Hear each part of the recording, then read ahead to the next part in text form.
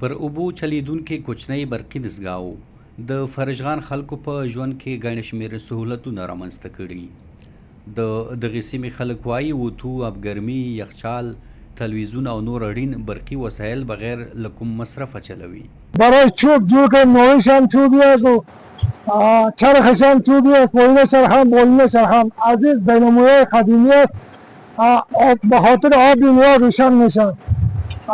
با کره آب تو کلش از این فعلا ما استفاده میکنیم. در کره ملخان هم است، در منطقه کارک از اینجا هم است، چاشدر است، پایتک است و گمندو و منجغان از اینها ما استفاده میکنیم. یگان تا که پایکودی جور میکنیم دیگه یک سببش از این برقای چوبی است. 200 گروه روشن میکنه، در 20 خانه، در 25 خانه الی 15 خانه کفایت میکنیم. تلویزیون هم روشن میکنیم، یگان میتور هم استفاده میکنیم. دیگه این دشنایی است. این دینامی که ما جور کردیم از همین چوب است و از آین است و میبینی خود سرچرخ برق است و به خاطر روشنایی و به خاطر یگان تلویزیون و یگان آبگرمی و این چیزا دیگه بسیار سهولت‌ها رو بر ما آورده. دغه برقي دستګاوې چې له وطني لرګیو جوړیږي د یوې کوچنۍ ډینامو په وسیله برېښنا تولیدوي او ګڼ شمېر کورونو ته برېښنا رسوي.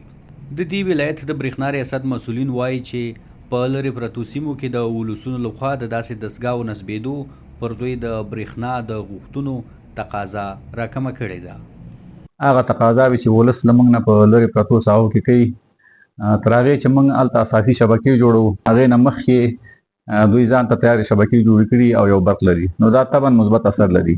د دې ریاست د برېښنا عملیاتي مسؤل انجینر میرویس بیا له دوی غوښتنه کوي چې دستګاوې باید د مسلکي خلکو لخوا په معیاري توګه نصب شي. خو اساسي خبره دا ده چې که چېرته دغه کارونه د مؤسساتو له لارې نه او یا په سټنډرډ شکل وشي نو اثر به نور هم ډېر وي. بعض ساحو کې یعنې موږ هم دې سره همکاري کولی شو، هغه د تخنیکي مشورو برخه کې چې مثلا پایه کمسې نصب شي، لین کشي کمسې وشي، کیبل کشي کمسې وشي.